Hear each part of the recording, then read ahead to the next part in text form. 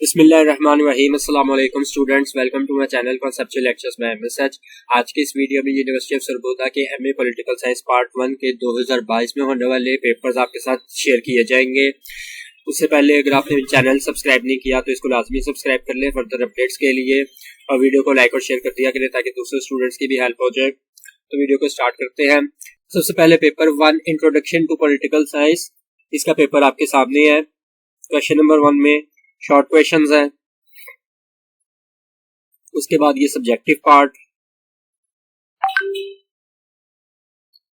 उसके बाद next paper है वेस्टर्न पॉलिटिकल थॉट्स, ये शॉर्ट क्वेश्चन है और इसका subjective part. Then next paper है मुस्लिम पॉलिटिकल थॉट्स, इसके ये शॉर्ट क्वेश्चंस और ये subjective part. Next paper democracy theory and practice,